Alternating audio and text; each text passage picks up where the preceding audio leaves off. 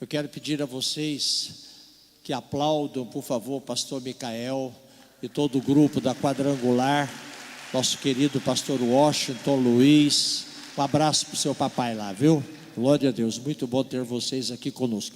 Agora aplausos também para o pastor Nassif, que mais uma vez está aqui conosco para ministrar a palavra de Deus. Obrigado. Paz do Senhor Jesus para todo mundo aí, que está aí na igreja, amém? E quem está acompanhando aí nas redes sociais, né? Na mídia da igreja. Que Deus abençoe a gente, né? Nessa manhã. A gente ouviu aí, ó, eu peguei o finalzinho do pastor Rubens, mas eu peguei o começo, né? Eu estava saindo de Brasília, estava num congresso ontem à noite. Aí eu peguei o link da transmissão e comecei a acompanhar, mas aí onde não tinha internet, se perdia, né? O sinal. Pastor Clarimundo, meu amigo, Deus abençoe. Eberson, não preciso nem falar, né? Amizade com o senhor, com a sua família, com a sua casa. Micael, Deus abençoe todo o grupo da Igreja Quadrangular. Pastor Magli, pastora Priscila, meus amigos de Niquelândia. Tem muita gente aqui, né? Eu achei que tinha uns porteiros ali, né? Aí o Abimael e a Alane queriam vir comigo. Eu falei, não, vocês aí comigo, eu passo vocês lá na porta, se cobrar eu pago, né? Mas não tinha ninguém ali, né? O Comep que eu vim, tinha um pessoal que, pulseira, aqui pulseira, né? Não era camiseta na época, Falhou hoje, era para ter uns cão de guarda ali, não é? 2015, no Comep era pulseira, não era camiseta, né? Hoje não, hoje já tem um congresso em Goiânia, que é camiseta e pulseira, né? Mas o ingresso hoje dos congressos, Deus te recompense, conforme a Bíblia. Os ingressos hoje dos congressos no Brasil é teste de Covid negativo ou comprovante da segunda vacina, não é? Você entra lá, o cara, não quero a pulseira não, cadê o teste negativo e o comprovante que você tomou as vacinas, tudo. Todo lugar, até para pregador, eles estão pedindo, viu, irmão?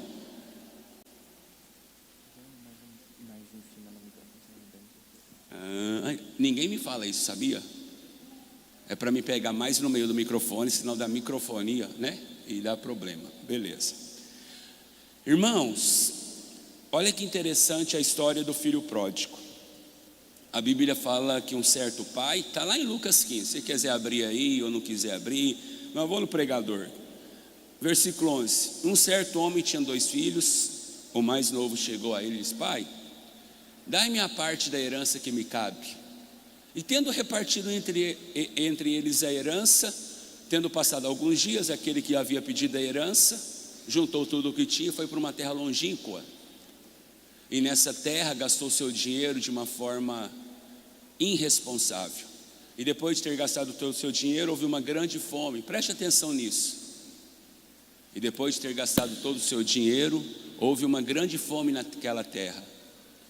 E ele foi para os campos buscar comida, querendo se alimentar, e o dono dos campos mandou ele para onde se cuidava de porcos, né? E ninguém que tinha porcos, alimentava porcos, deu comida para ele se alimentar.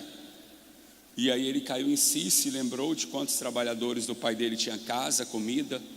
E ele disse, levantar-me-ei, irei ter com meu pai, e direi, pai, pequei contra o céu, contra ti, já não sou digno de ser chamado teu filho, trate-me como dos teus trabalhadores.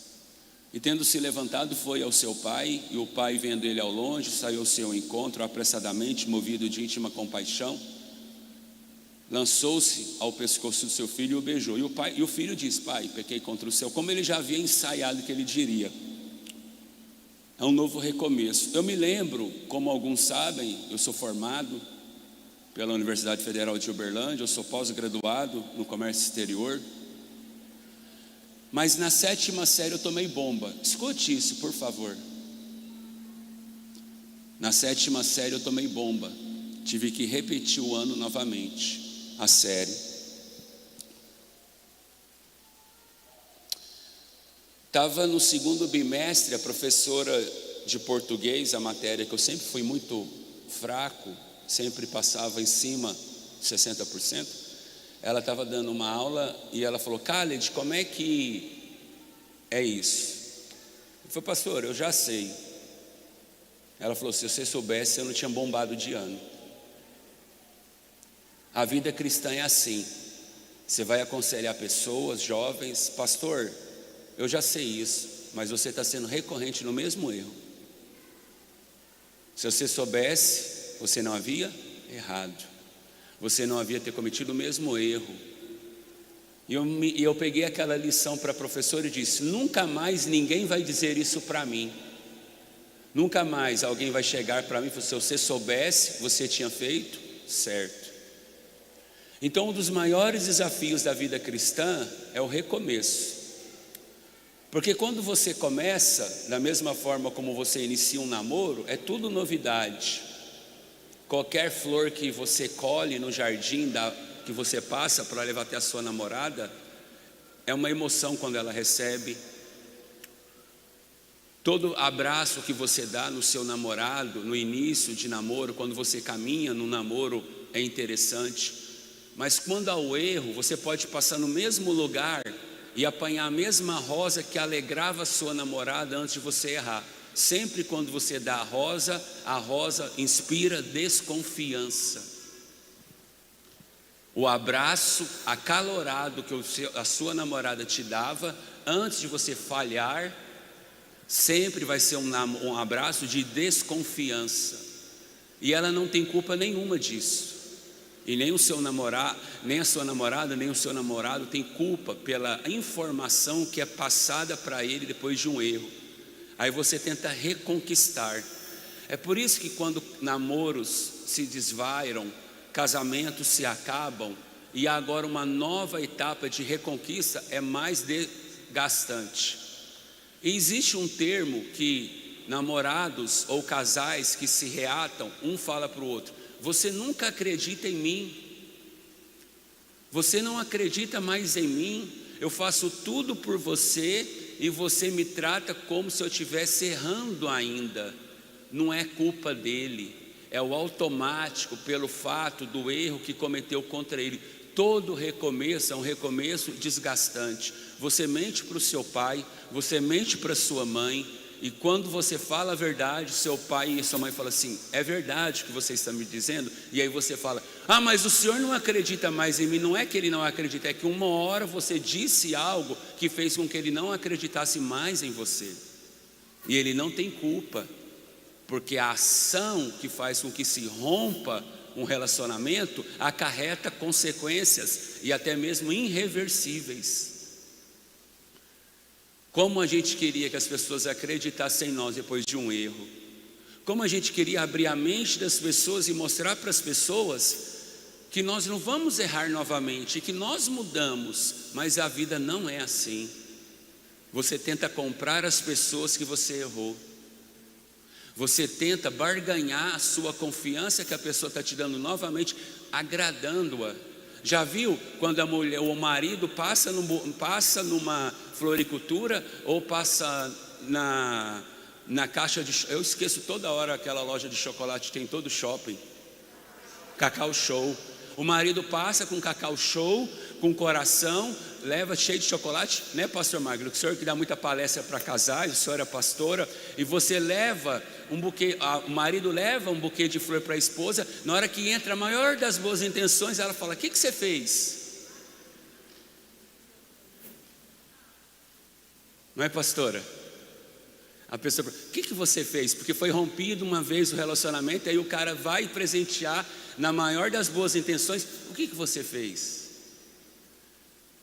Por que você está me agradando? Sabe por quê? A natureza caída do homem, a natureza pecaminosa tenta escute isso, a natureza caída a qual você foi gerado tenta negociar com as pessoas novamente a confiança.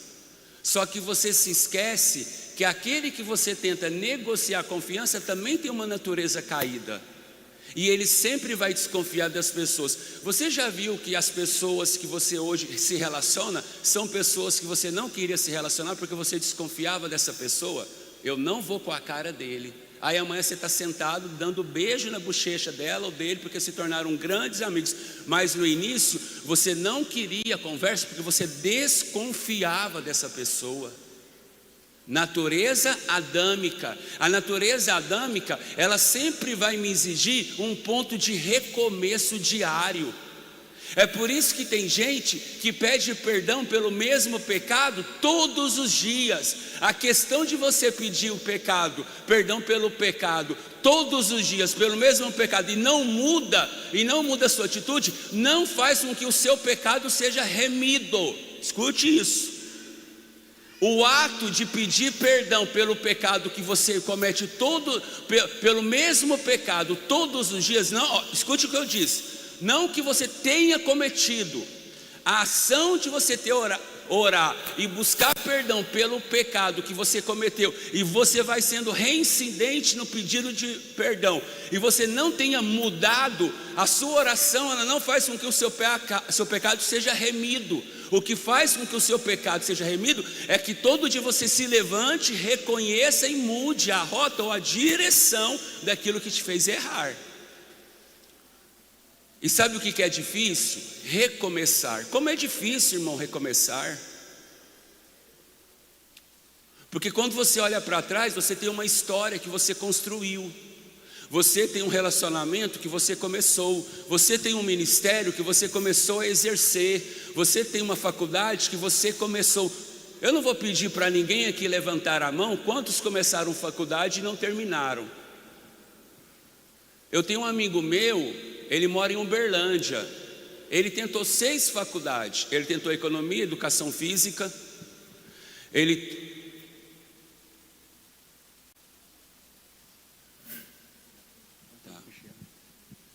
Ele veio me dar umas dicas de relacionamento, né? Psicólogo formado nessa área, um mestre em palestra para casais. Caso vocês precisem de um professor ou de uma professora para curso de casais na igreja, pastora Priscila e pastor Magno, pessoas amigas, amém? Aplauda o Senhor. Ele veio falar. Tem um enforca-gato aí? O senhor veio para falar para mim, segurar o microfone no meio de novo. O enforca-gato, eu amarro aqui o microfone, aí o microfone não sai daqui da minha mão. Se eu baixar o microfone, vocês falam comigo de novo. Você entendeu? Ele é formado em vários. É igual quando a pessoa vê aquela série famosa de medicina, Grêmio. Aí ela quer examinar os outros, né? Ela chega, nossa, eu estou com uma infecção. Ah, eu já sei o que é isso aí. É o meu amigo. Ele é um pouco de economia, um pouco de administração, um pouco de educação física, um pouco de direito, mas no final ele não é nada. Porque ele é um ajuntamento para que não qualifica ele para o nada. Porque ele nunca concluiu aquilo que ele comer e não teve coragem de recomer, porque o recomeço traz vergonha. O recomeço traz culpa. Escute isso sobre culpa. O recomeço me traz culpa, vergonha. Porque como é que eu vou chegar novamente diante da situação que eu falhei outrora? Então é mais fácil eu me esconder. A Bíblia vai dizer que a serpente seduz Eva, e Eva agora come do fruto e leva do fruto para o seu marido Adão. E Adão, tendo comido do fruto agora, descobriu que estava nu. E quando Deus desceu ao Éden para falar na viração do dia com Adão, e nós ouvimos o pastor Rubens com uma palavra muito pontual falando que nós vamos voltar para o jardim, a Bíblia vai dizer que agora Deus chega ao Éden e chama por Adão. Adão está escondido. Deus não muda as suas atitudes por causa do meu erro. Escute isso. O padrão de relacionamento que Deus mantém comigo é o mesmo. O que me afasta de Deus é a minha culpa e a minha vergonha por ter errado. Deus desce ao Éden e diz: Adão. Deus manteve o seu mesmo padrão de relacionamento. Porque se Deus é justo, se Deus não muda pelo que eu faço, Ele me prova isso com Adão. Ele desce ao Éden. Porque qualquer um de nós que fosse líder de Adão, escute, qualquer um de nós que fosse chefe de Adão, qualquer um de nós que fosse supervisor de Adão, se Adão tivesse errado com nós não iríamos ao Éden para falar com Adão pelo ato que ele cometeu. E eu te provo isso. Quando alguém te fere de uma forma muito profunda, você até diz para ele: eu te perdoo, mas não conversa mais comigo. Deus desce a falar com Adão, mas Adão não se apresenta diante de Deus para falar com Deus. Adão, por que você está escondido? Eu ouvi a sua voz e tive medo. Mas agora também eu cobri o meu corpo pela culpa do pecado que eu cometi contra mim. E todo pecado que você comete, você não comete o pecado só contra o corpo de Cristo, entende? Você rompe o relacionamento, o vínculo, porque Adão agora tem medo de se relacionar com Deus. A consequência mais grave, escute, a consequência mais grave do pecado não é o que o meu corpo físico e o corpo ministerial. Você sabia, igreja, que quando você peca, você acomete o corpo de Cristo? Porque se eu sou uma igreja, eu estou ligado junto uns aos outros, os membros, como diz a palavra de Deus. Então, quando um membro da igreja comete um pecado, ele fere todo o corpo de Cristo. É por isso que você vê por diversas vezes o povo de Israel orando e pedindo perdão por causa do pecado de um homem. A Bíblia vai dizer que agora o povo de Israel vai enfrentar, lá no livro de Josué, a Bíblia diz que o povo de Israel vai enfrentar um lugar chamado Ai.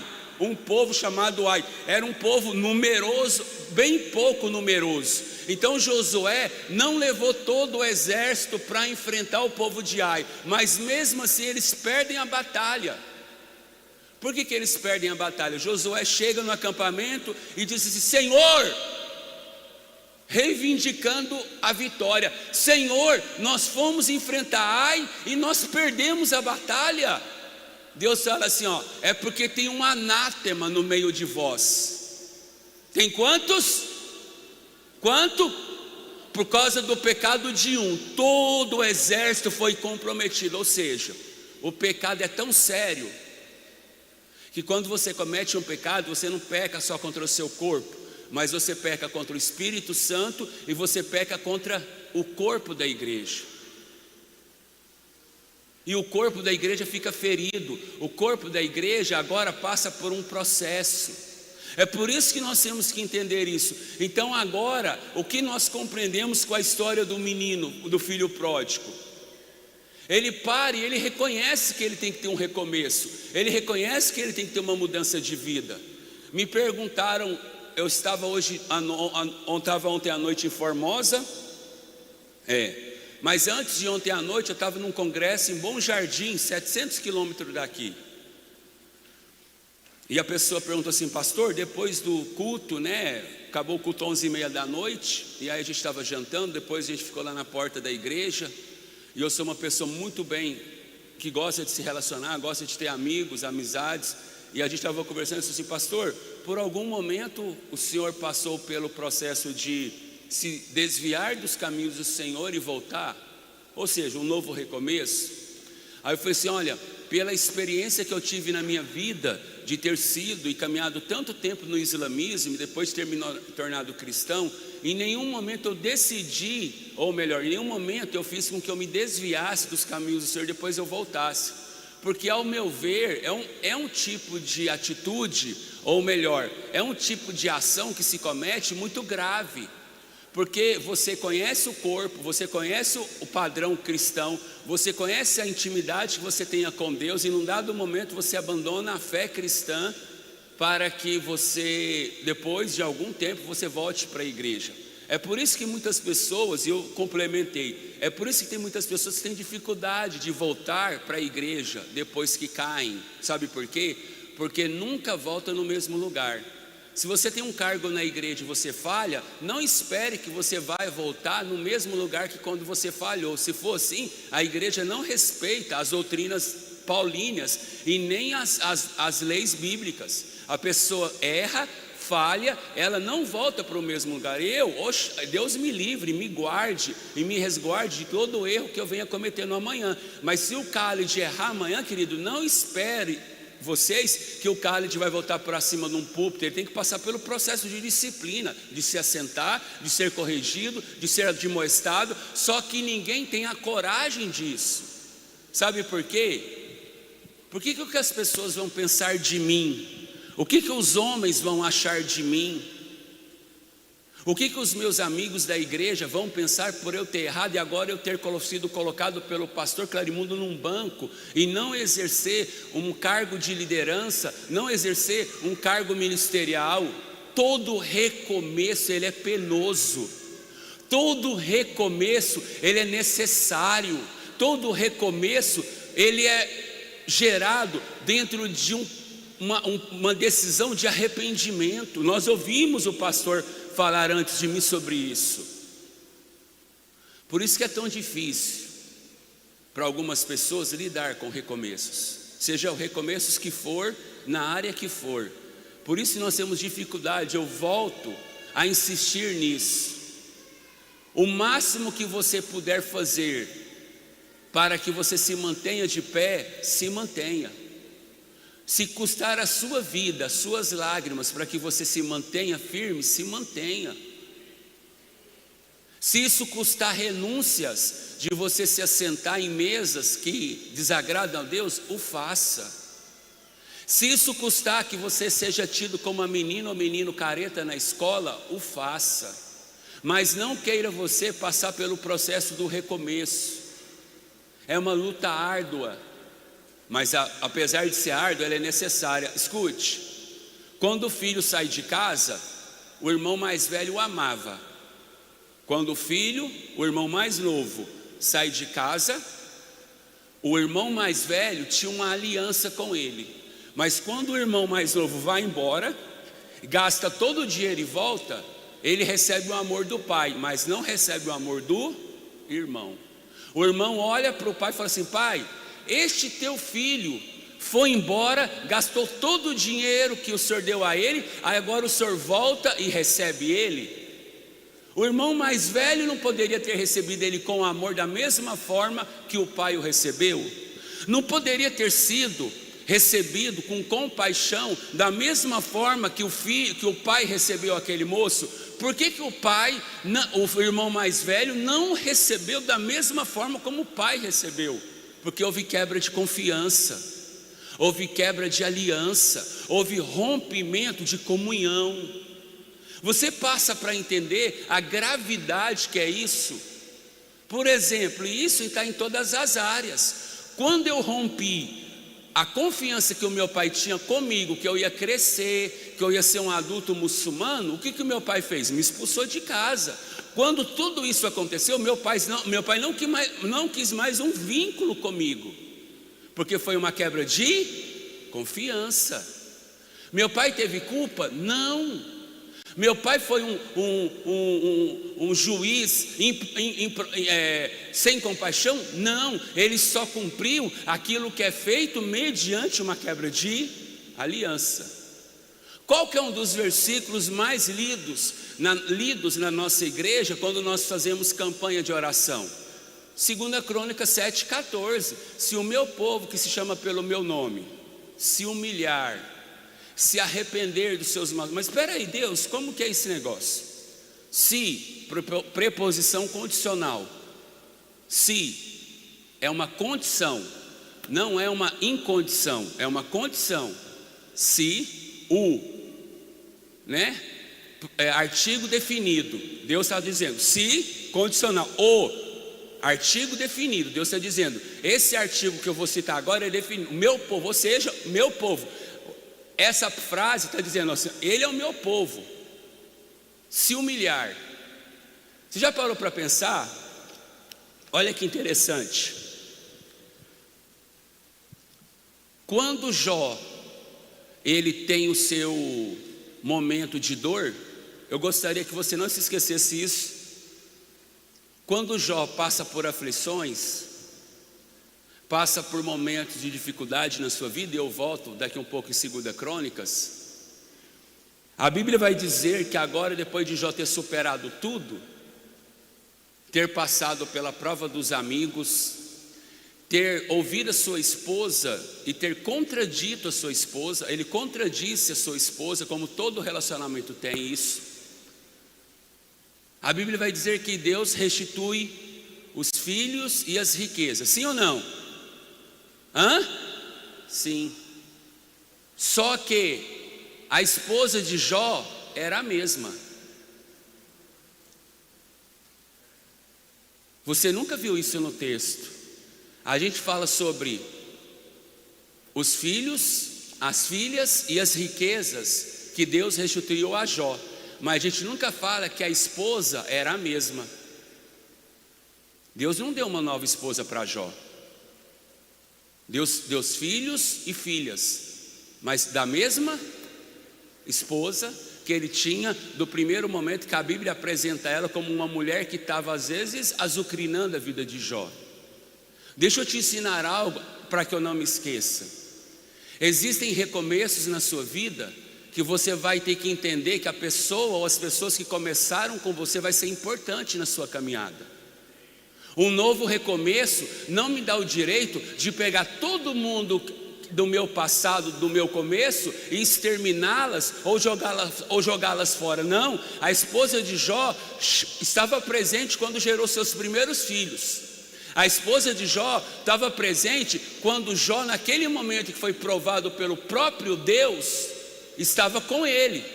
A esposa de Jó estava quando ela ouviu seus amigos, os amigos de Jó, acusarem ele do pecado, e por isso que ele estava naquele estado. Mas Jó entendeu que o recomeço que Deus estava dando para ele de uma nova vida não iria tirar da vida dele aquela que começou com ele a caminhada. Isso é muito sério. Eu tenho visto aí pessoas querendo recomeçar e deixarem tudo que viveu para trás. Quem diria, né, que imagina você, se depois de todo o recomeço da sua vida, você esquecesse de todos os seus problemas. Eu estava dizendo ontem à noite na igreja Assembleia de Deus em Formosa, que tem coisas do islamismo, presente na minha vida ainda. Tem coisas vivas do islamismo. Quando eu vejo na televisão os muçulmanos fazerem a peregrinação, eu me emociono. Sabia disso? Quando eu vejo os muçulmanos indo para Meca, fazerem a peregrinação, que é o quinto pilar do islamismo, eu me emociono. Sabe por que eu me emociono? Porque isso contribuiu inteiramente com a minha vida para que eu não desistisse da fé que eu sigo hoje. Você nunca vai ver no púlpito de igreja o pastor Clarimundo no dia do batismo, né, pastor? No dia que estava aqui reunido toda a igreja, o senhor me deixou falar, eu falei 2 horas, mas em nenhum momento você viu eu falando mal do islamismo. Em nenhum momento você viu eu desdenhando do islamismo. Tem gente que faz tanta coisa errada, tem gente que faz, aí Deus vem, tira a pessoa da situação, tira a pessoa e a pessoa sai quebrando, a pessoa sai menosprezando. Esses dias eu atendi um menino que o pai dele é católico, o menino falou um tanto de coisa do pai dele, falou tanta coisa maldosa do pai dele, eu falei assim, agora eu conheço você.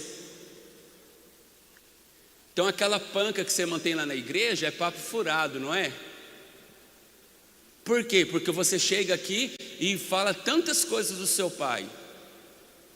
Quando você fala do seu pai, eu não conheço o seu pai. Quando você fala do seu pai, eu conheço quem está falando mal do seu pai. Então eu conheço você. E ele disse para mim, pastor, por que as coisas nunca deram certo na minha vida? Eu falei, porque você nunca fez nada certo para o seu pai, você só fala mal dele. Eu me lembrei hoje, eu estava na cidade de Gurupi pregando, aí tinha um cantor cantando, um cantor lá de Palmas, aí ele disse assim, irmãos, a igreja estava desapercebida do culto, né, na hora do louvor, a igreja estava muito cheia, calor, a igreja tinha climatizador, não estava conseguindo climatizar todo mundo, o número excessivo de pessoas absorvia o trabalho do climatizador. Eu falei, irmãos, ele parou o louvor, vamos fazer o seguinte, vamos, a igreja, vamos, esquece seus problemas lá fora,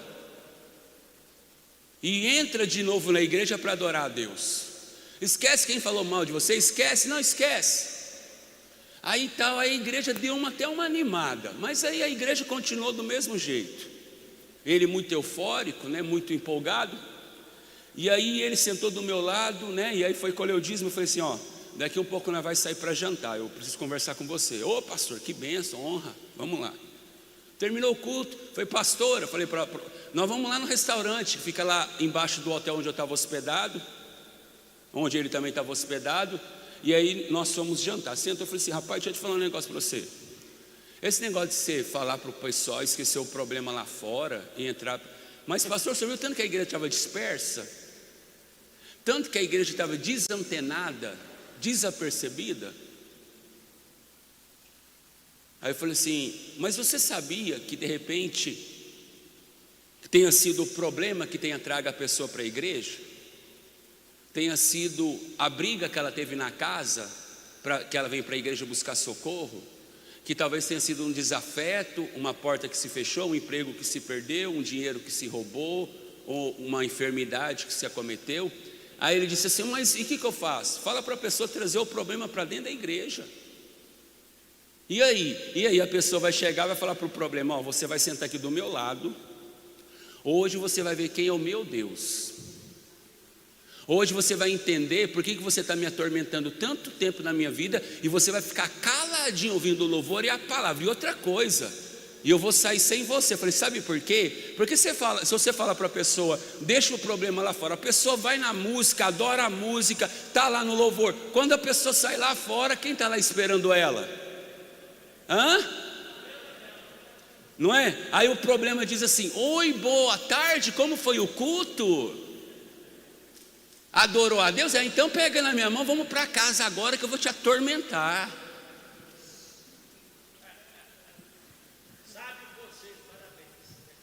Falei assim: fala para a pessoa trazer o problema e sentar do lado e falar assim: ó, hoje você que vai me ouvir. Sabe aquelas tentativas de você se livrar do pecado e você não consegue porque você reincide nele? Sabe aquelas tentativas de você falar a verdade e aí você não, porque você está escondendo o pecado, como você está domesticando o pecado, levando ele para a cama, levando ele para onde você vai, você está guardando ele num bolso para que ninguém veja, mas você está tentando manter a panca, mas você não consegue esconder o pecado de Deus. Você esconde de mim, esconde do pastor, esconde da sua liderança, você esconde até do seu pai.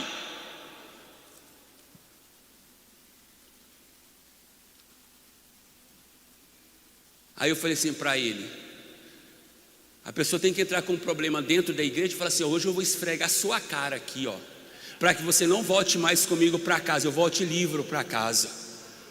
Deus fala assim: ó, se o meu povo, que se chama pelo meu nome, se humilhar, orar e se arrepender dos seus maus caminhos, então eu ouvirei.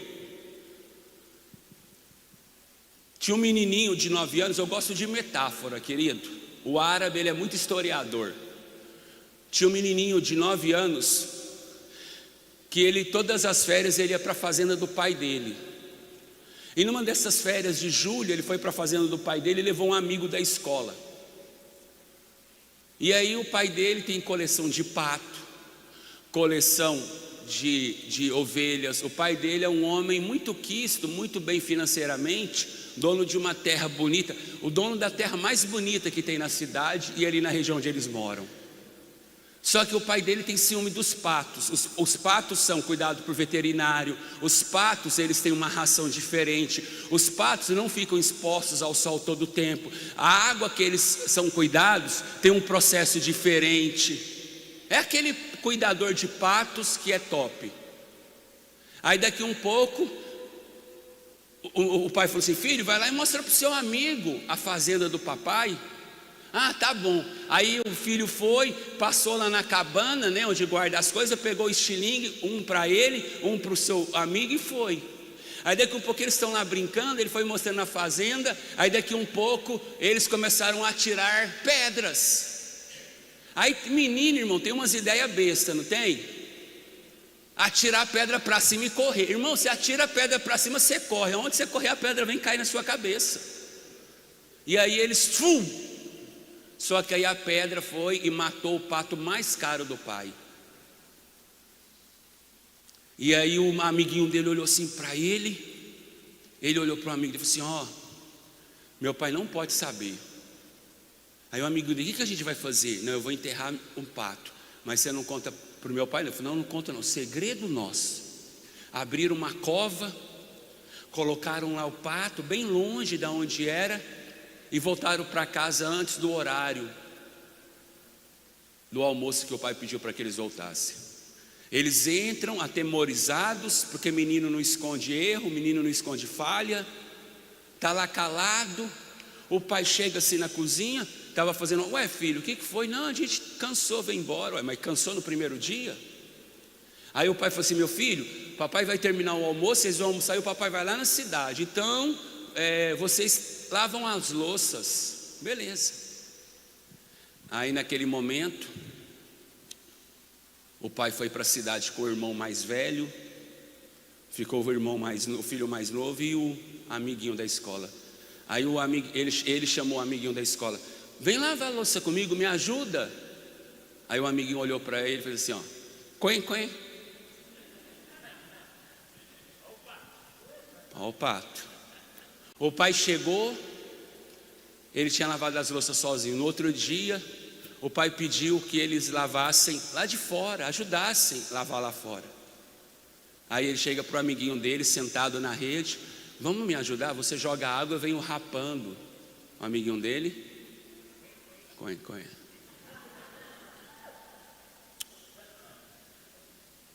E aí o irmão mais velho percebeu que o irmão mais novo estava triste.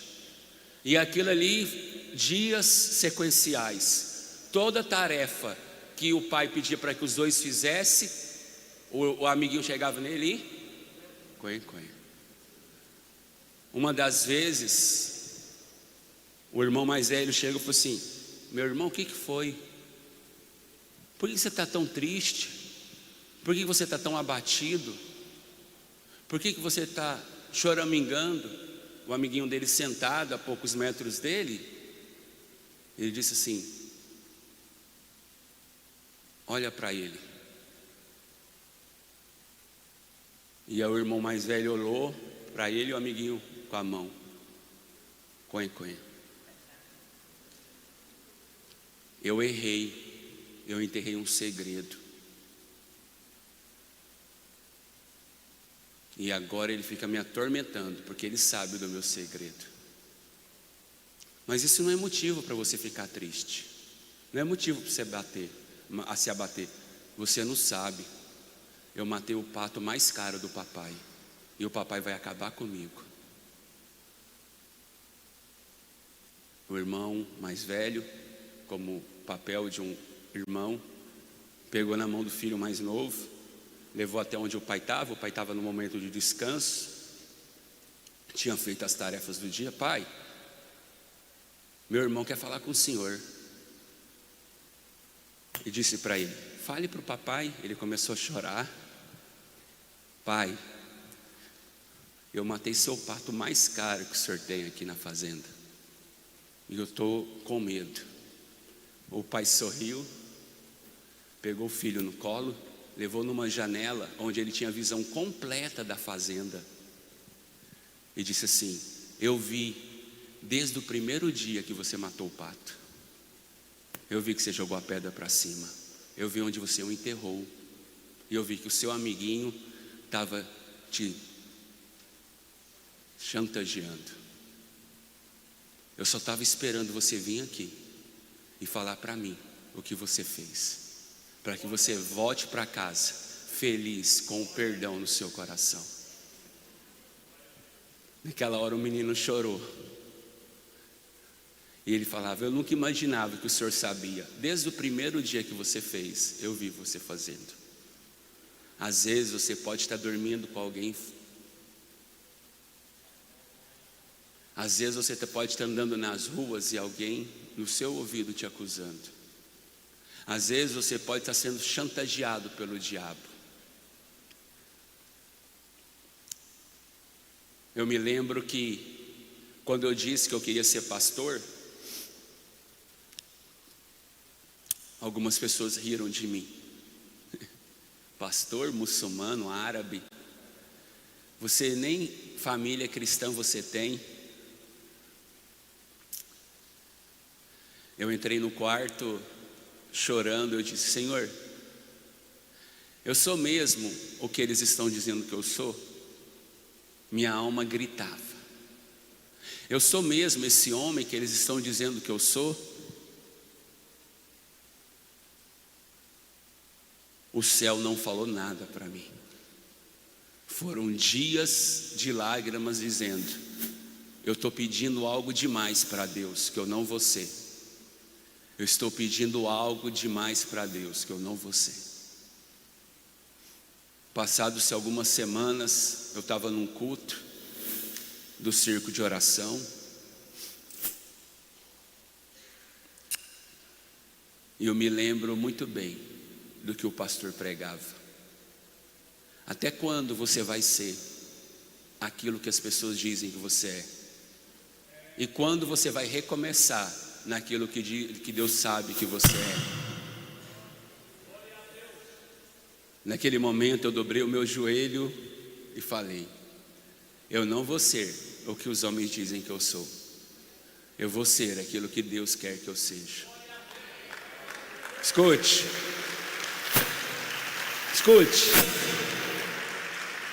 Não é porque eu estou pegando o microfone não, né? Não, tá tudo normal aqui com o microfone. Obrigado, mano. A Bíblia fala em Marcos capítulo 16, você não precisa abrir a Bíblia, abre em casa. Perdão, Marcos 10, capítulo 46, a seguinte mensagem: e Jesus saía de Jericó, e uma grande multidão o acompanhava, e os seus discípulos junto. Quando um certo homem, de nome Bartimeu, filho de Timeu, perguntou: o que está acontecendo aqui? Disseram para ele: Jesus, o Nazareno, está passando aqui. No mesmo momento ele começou a gritar: Jesus, filho de Davi, tenha compaixão de mim.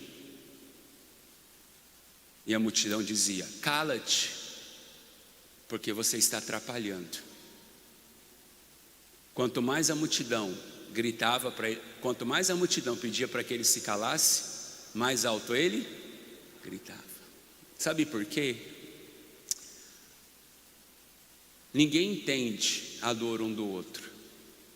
Ninguém sabe como é sofrido, como é doloroso perder noites de sono por algo. Ninguém sabia como era doloroso para Bartimeu ficar à porta da cidade. A história nos vai dizer aproximadamente, tá, querido? Eu não estou cravando.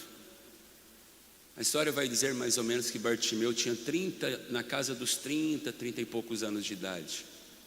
Ele não era cego de nascença, como o cego de João capítulo 8.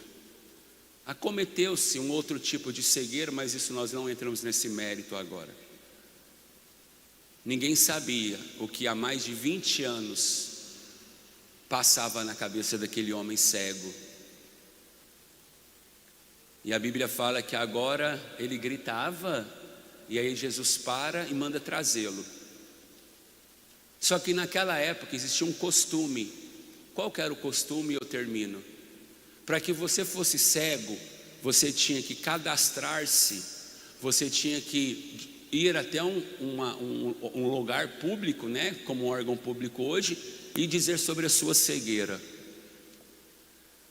No mesmo instante que eles comprovassem que você era cego, eles te davam uma roupa. E através dessa roupa, você tinha o direito de pedir dinheiro. Porque como você não produzia, alguém tinha que te alimentar, alguém tinha que te dar dinheiro. Então, através dessa roupa, as pessoas sabiam que aquele homem era mendigo. E o texto diz: e um certo cego de nome Bartimeu estava mendigando à porta da cidade. E a Bíblia fala que Jesus falou assim: traga-o a mim. As pessoas foram os homens foram até cego e disseram: tem de bom ânimo, porque o mestre te chama. E o texto diz: e tendo dado um salto para cima, tendo dado o quê? A Bíblia vai dizer que quando o filho pródigo está sentado, lembrando-se de tudo do que ele fez, ele se levanta. Porque o arrependimento, ele me leva a ter novas atitudes, mas o remorso me leva a ficar me miserabilando, ou seja, me autocomiserando naquilo que eu fiz. O remorso me faz remoer, alimentar e guardar e domesticar o meu pecado. O arrependimento me faz me separar do pecado. O arrependimento me faz quebrar todo vínculo com o pecado. A Bíblia diz que o filho levanta a atitude de quem quer mudança de vida. Ele confessa a atitude de quem quer abandonar as suas atitudes. A Bíblia fala que o pai traz vestes novas, anel novo, sandália, e ele se veste de vestes, anel e sandália nova. Porque quando eu decido mudar, é promovido uma celebração, como nós ouvimos aqui mais cedo. Mas eu queria me deter no cego, porque aqui tem um enredo fantástico. A Bíblia diz que agora ele deu um salto para cima. Se eu tivesse de blazer, eu faria, mas eu não posso fazer isso porque eu estou sem camiseta por baixo.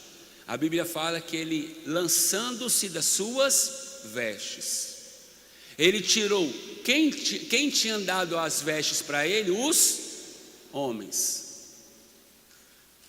E tendo dado um salto para cima, lançou-se das suas vestes. O que ele estava dizendo para aqueles homens e para a multidão?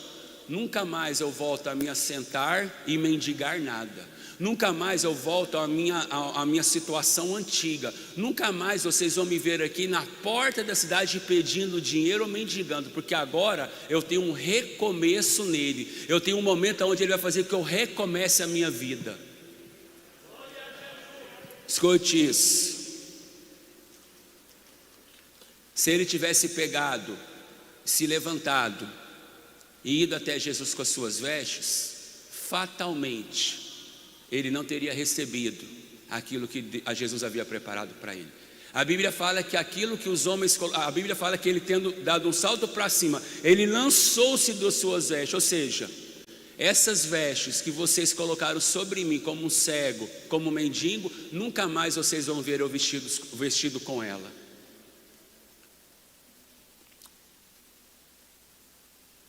Há quanto tempo você está com vestes velhas? Hoje eu abandono, amanhã eu deixo, depois de amanhã eu deixo, e você nunca deixa. Eu me lembro que lá em Uberlândia, onde eu morei por muito tempo, tem uma fábrica de couro, pastor. E toda fábrica de couro, curtição de couro, exala um odor muito forte, né? Mau cheiro. É assim. Interessante, pastor, não sei a sua proximidade. O senhor morou perto desse turno. A empresa ela chama Braspelco, então é uma indústria muito grande em Uberlândia. E do lado tem moradores, perto assim, ó, parede a parede. Um dia eu estava indo para uma casa de recuperação ao qual eu trabalhava e dava período, e eu parei de a pé, né? A gente andava alguns quilômetros, porque o ônibus não vinha mais para sair. Você tinha que passar pela Braspelco ou pela Souza Cruz, atravessar a BR e chegar na casa de recuperação. E eu parei numa casa e perguntei para a mulher assim: oi, tudo bem? Tudo. Como que vocês conseguem conviver com o cheiro forte dessa fábrica de couro? Ela disse para mim: não, meu filho, a gente já se acostumou com o mau cheiro, nem faz diferença mais na nossa vida. O problema do pecado é esse, quando ele não faz mais diferença na minha vida, quando ele não tem mais o peso do mau cheiro, quando eu ando pela rua e para mim não mais faz diferença, quando eu vou dormir ele está do meu lado, quando eu saio e ele continua do meu lado. Mas sabe o que eu aprendo com Josué? Josué andou junto do seu líder por cerca de 40 anos com Moisés. Foi treinado, foi educado, foi orientado, foi preparado. Uma hora Moisés foi recolhido por Deus e Josué temeu a morte, porque ele era o referencial de Josué. Moisés era o pai espiritual, ele é aquele que havia escolhido Josué, aquele que havia mudado o nome de Josué, aquilo que havia dado a Josué uma oportunidade de vida. E Deus teve que falar com Josué. E Deus desce Quando eu falo desse, estou fazendo uma conjectura minha. Sucedeu depois da morte de Moisés, servo do Senhor, que o Senhor falou a Josué, filho de Num: Moisés, o meu servo, é morto, levanta-te. Olha o que diz a expressão do texto: levanta-te. Ou seja, sai do luto. Eu recolhi Moisés, ele está numa terra muito melhor que você vai herdar, mas sai do luto.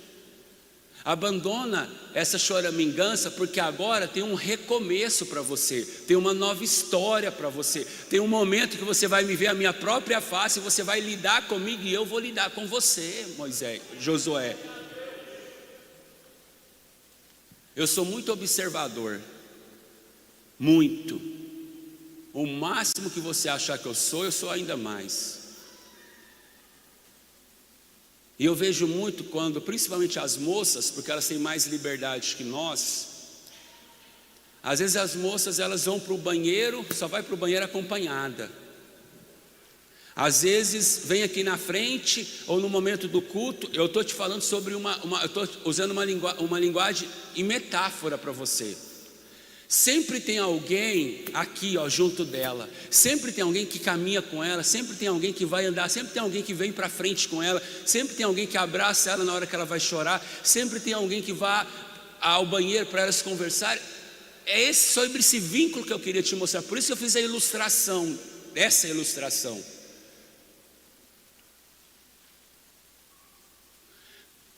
Existem horas na nossa vida que nós precisamos nos desvincular, porque sem essa desvinculação nós não ganhamos uma intimidade, nós não ganhamos uma profundidade, nós não ganhamos uma proximidade, porque nós sempre dependemos de alguém. Josué sempre dependia de Moisés. Josué ia orar, Moisés estava lá. Moisés ia fazer alguma coisa, Moisés tinha que estar. Josué ia fazer alguma coisa, Moisés tinha que estar. Josué ia executar alguma coisa, só na presença de Deus. Chega um momento da vida de Josué que ele precisa tomar uma decisão para um recomeço, uma nova história, uma nova vida. Às vezes nós cantamos a música do Fernandinho, Uma Nova História, até hoje ela é sucesso. Às vezes nós cantamos música de outros cantores falando sobre o recomeço, mas nós temos medo do recomeço. Nós morremos de medo de recomeços, porque os recomeços vai nos trazer momento aonde aquele que nos amava vai dizer: ué, este teu filho vindo aí gastou todo o dinheiro e o senhor recebe ele na sua casa desse jeito? O senhor dá roupa nova, anel novo, sandália nova? Se você for andar por aquilo que a multidão diz, infelizmente eu vou te dizer, você nunca vai conseguir recomeçar. Se você for andar segundo aquilo que as pessoas dizem, pastor, escute isso. Um líder de jovens estava em Goiânia participando da Umadego. Quando ele viu o cartaz da festa que eu ia ministrar, ele é líder de jovens na cidade de Conceição do Tocantins, só que ele trabalha em Brasília. Ele falou: pastor, posso? O senhor pode. E ele foi me falar sobre o ministério que Deus estava chamando ele, o ministério da palavra. Ele me levou numa conferência de jovens lá na igreja dele, em novembro. Ele falou: pastor, eu estou numa igreja assim, a igreja assim, pastor, eu não concordo com algumas coisas assim na igreja, eu não vejo algumas coisas, eu discordo. O meu pastor é um cara extraordinário, só que faz algumas coisas que não é muito do meu agrado. E eu falei assim, eu não vou citar o nome dele, eu falei assim, a gente pode parar a conversa? Ele me olhou meio assustado. Eu descobri o que está te atrapalhando a crescer na sua vida. Eu descobri e agora eu estou vendo. Faz 1h20 desde que nós saímos de Goiânia, que você só fala sobre críticas, que você nunca apontou para você o porquê ou não do seu sucesso ministerial, porque nunca deu certo aquilo que você sabe que Deus te chamou. Enquanto você ficar mostrando para mim que outras pessoas são culpadas por você não ter dado certo, você nunca vai acertar nada na sua vida. Enquanto eu ficar falando que a culpa é de Eva, que a culpa é do Instagram, que a culpa é do pastor que não me dá oportunidade, que a culpa é de fulano, que a culpa é de ciclano, eu nunca vou começar aquilo que Deus me chamou para fazer. Se o cego tivesse ficado ouvindo aquela multidão, ele estaria cego até hoje. Davi chega para resolver uma parada.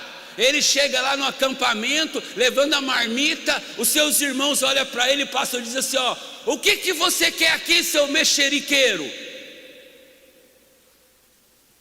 Jessé falou assim: meu filho, leve comida para os seus irmãos e traga notícias para mim, porque faz dias que eles não entram em contato comigo. Vai lá ver o que está acontecendo. Eles não voltaram para casa depois da batalha.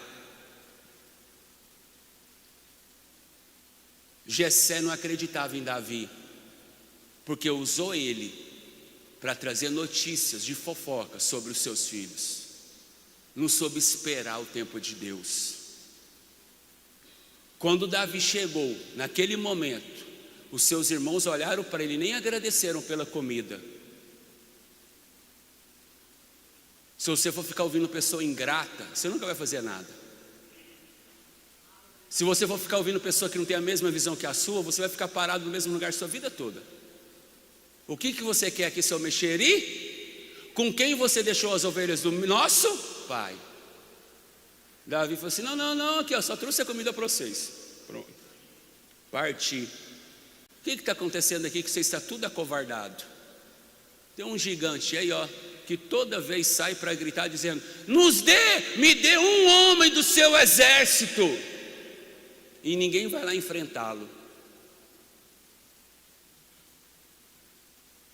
Interessante isso, né?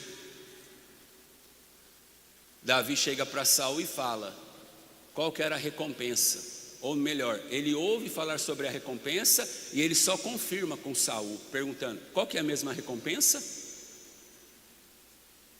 Todo recomeço é doloroso, mas tem recompensa.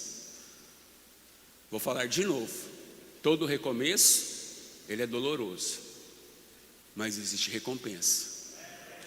Todo recomeço, ele é um plantio que vai haver uma colheita.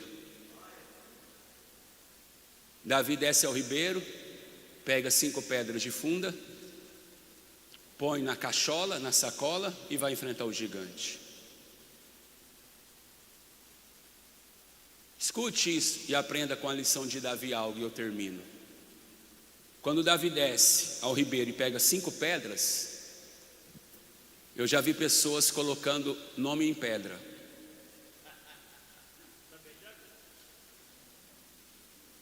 Pai da eternidade, né? Fala que é os 5 nomes de Deus. Isaías 9:6, isso. Só que não é isso que Davi faz. Davi põe 5 pedras na capanga. E ele precisava de quantas para matar o gigante? Quantas?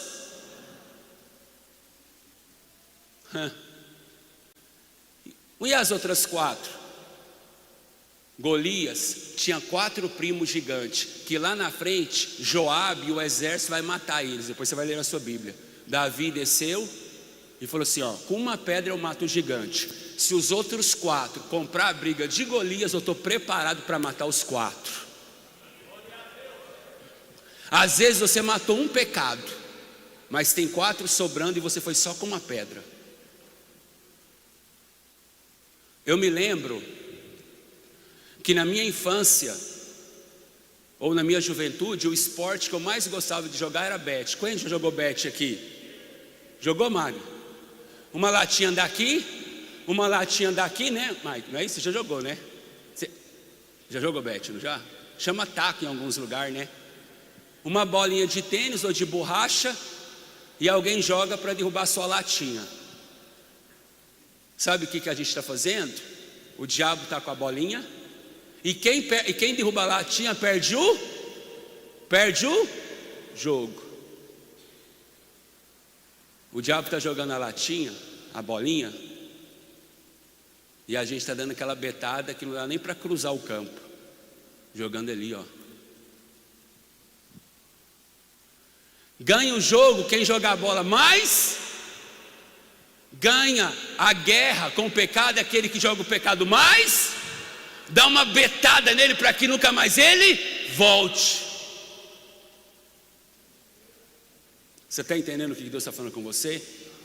Para de domesticar pecado. Você quer recomeçar? A Bíblia fala que o cego dá um salto para cima. Eu não vou falar para você dar um salto para cima, não. Às vezes você tem problema nas articulações, no joelho, aí a gente vai ter que chamar o SAMU para você aqui. Mas a Bíblia também fala que o filho se levanta. Eu tinha preparado uma outra palavra. Vocês viram que no meio do esboço ela foi mudada.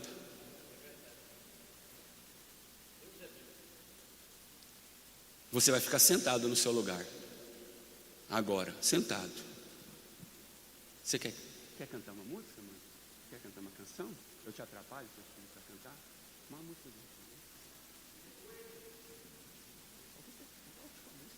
Você é o mestre. Deixa eu ver assim. Não? Cadê sua esposa? Vai ter um moço bonito, hein? Escute isso. Você vai ficar sentado. Vai começar uma canção. E nós terminamos. Eu já posso. Devolvo o microfone para o pastor presidente. Ele vai orar. Você só vai ficar em pé e vir aqui na frente quem quiser um recomeço, quem quiser dar uma betada, quem quiser levantar e se livrar das vestes velhas, quem quiser não ficar mais cego para a vida e abrir os olhos para que Deus faça um recomeço na sua vida. Nós vamos fazer uma ação profética aqui nessa manhã. Feche os seus olhos, eu vou orar. Senhor, o Senhor mudou a mensagem no meio do esboço. Eu tinha preparado uma outra mensagem, Pai, mas o Senhor soprou no meu coração sobre algo que o Senhor queria fazer especificamente aqui. Essa manhã de terça-feira, virão à frente pessoas extraordinárias, pessoas de valor, pessoas que foram compras pelo sangue, mas pessoas que pararam em alguma área da sua vida ou interromperam a sua caminhada. É uma manhã de avivamento. É uma manhã de quebrantamento, é uma manhã de novos recomeços. Nós sabemos, Senhor, que o Senhor é o Pai, que está sentado aguardando o Filho, não para acusá-lo, mas para correr ao encontro dele, se lançar sobre os seus braços e amá-lo, movido pela íntima compaixão. Eu sei que o Senhor está ouvindo corações que nessa manhã, nesse evento, estão pedindo uma oportunidade. E o Senhor é o Deus que dá oportunidade a cada amanhecer, assim como as suas misericórdias se renovam a cada manhã. Ainda de olhos fechados. Assim diz o Senhor, Micael: te levarei por nações, conduzirei as canções e os louvores que tu canta por continentes. Te gerei e te preparei para que tu sejas um adorador em excelência. As suas madrugadas não serão mais as mesmas a partir de hoje. Te despertarei nas madrugadas para que te dê letras de canções que são tocadas no céu. Você verá muito em breve a minha mão sobre ti quando te tirar daqui e te levar para o continente americano. Do continente americano eu te levarei para o continente sueco. Lá farei um grande avivamento, que aquele lugar está precisando e clamando. Existe uma igreja hoje na Suécia que clama por um grande avivamento. Te usarei poderosamente através da palavra e através dos louvores. Louvores esses ao qual eu dei o dom a ti para que tu cante. E tu perguntas: Senhor, qual é o meu propósito e quais são os lugares que o Senhor quer que eu vá? E eu estou te falando hoje e te falarei os lugares que eu quero que você toque, os seus pés aterrissem e as suas mãos se levantem para me adorar. Levantarei mantenedores. Recursos financeiros irão até a tua mão para que você se mantenha, você e a sua casa. Dê um padrão de vida e não te falte nenhum pão e não te falte uma peça de roupa para você e todos da tua casa. Eu sou teu Deus que te chama na sua adolescência. Eu sou o teu Deus que estarei contigo até os seus últimos dias desta terra, quando os teus olhos ainda se fecharem e você vir ter comigo no lugar que eu tenho preparado para ti, diz o Senhor. Trabalha nas tocanaias. Pode começar. Vem me visitar hoje. Você que não vai levantar, você vai ficar de olhos fechados, para que você não veja quem está vindo. Eu quero conhecer. E você vai orar por essas pessoas, mas você que precisa de um recomeço, Espírito, eu gostaria que você saísse do seu lugar e viesse aqui à frente. Você que está dando uma decisão hoje, assim, ó, eu mudo de vida hoje. Espírito vem. Eu não aguento mais. Espírito Santo. Eu quero viver Algo novo. Um recomeço. Faz meu coração arder de novo, fazendo todo medo desaparecer, trazendo sobre mim um novo amanhecer. Eu quero viver algo novo. Vem me visitar hoje aqui.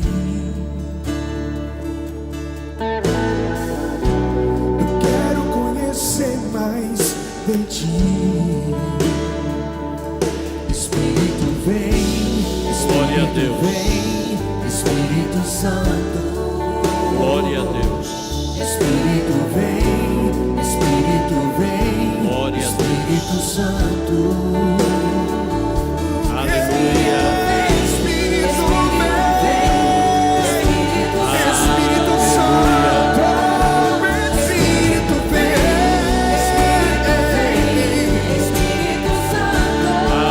Eu quero viver algo novo. Eu quero viver algo novo. Glória a Deus. Faz meu coração arder de novo, Glória a Deus. fazendo todo medo desaparecer. E eu quero viver. Glória a Deus. Eu quero viver algo novo. Eu quero viver algo Glória a Deus. Faz meu coração arder de novo, Glória a Deus. fazendo todo medo desaparecer. Aleluia. Aleluia. Quero viver algo novo. Aleluia.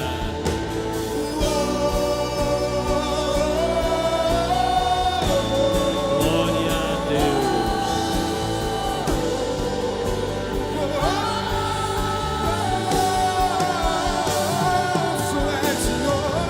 Glória a Deus.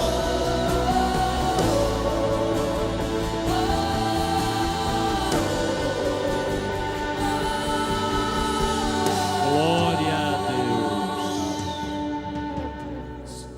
Glória a Deus. Uma nova estrela a brilhar. Uma nova caminhada para os pastores de Belém. Uma nova criança que nascera. Um novo tempo, o tempo da graça que acabava de chegar. Tudo novo. Sua mensagem, o Evangelho, boas novas. E os pecadores, novas criaturas. Glória a Deus. Aquele cego jogou fora a capa, e aí ele pôde aproximar-se do Senhor Jesus Cristo. Nesta tarde, nós também temos entendido a importância de lançar fora toda a capa, que representa a velha vida,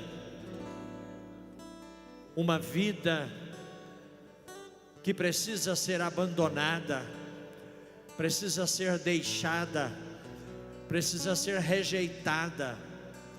E Cristo diz: venham a mim, todos que estáis cansados. Aquele cego estava cansado. Todos que estáis oprimidos, ele também vivera a opressão.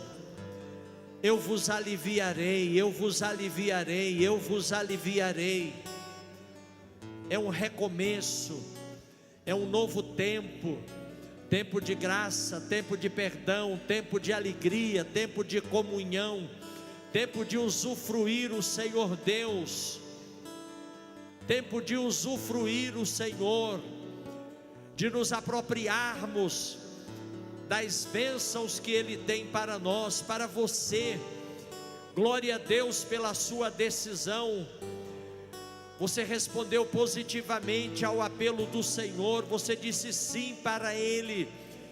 Você foi forte e corajoso ao dizer sim para Deus. Você foi forte e corajoso ao dizer não para o mundo. O Pai abraça você na tarde de hoje, como o pai do filho pródigo o abraçou. Uma nova aliança há entre você e o Senhor. Como o pai colocou uma aliança nova no dedo do filho pródigo, o filho que voltava. Glória a Deus. O bezerro cevado foi morto. Aleluia. Você é templo do Espírito Santo. O Espírito de Deus, o Espírito de Cristo, o Espírito de vida, o Espírito de sabedoria, o Espírito de temor do Senhor. Aleluia. Você vai viver assim agora, vitoriosamente, vida abundante, vida frutífera. Você foi limpo pela palavra. Como Cristo disse aos seus apóstolos: vós já estáis limpos pela palavra que eu vos tenho falado. O Pai é que limpa as varas para que elas produzam mais frutos. E você foi limpo na tarde deste dia. Glorifique ao Senhor, adore ao Senhor, celebre ao Senhor, exulte-se no Senhor. Aleluia. Aplaudam com alegria ao Senhor pelo que Ele tem feito em cada um de nós. Todos em pé, por favor. Você que está lá atrás, assentado, fiquem todos de pé agora, por favor. Vamos dizer todos assim: todos nós. Vamos lá, 1, 2, 3. Todos nós somos mais do que vencedores por Cristo Jesus, nosso Senhor. Digam de novo: todos nós somos mais do que vencedores por Cristo Jesus, o nosso Senhor. Amém? Aplaudam com alegria novamente ao Senhor.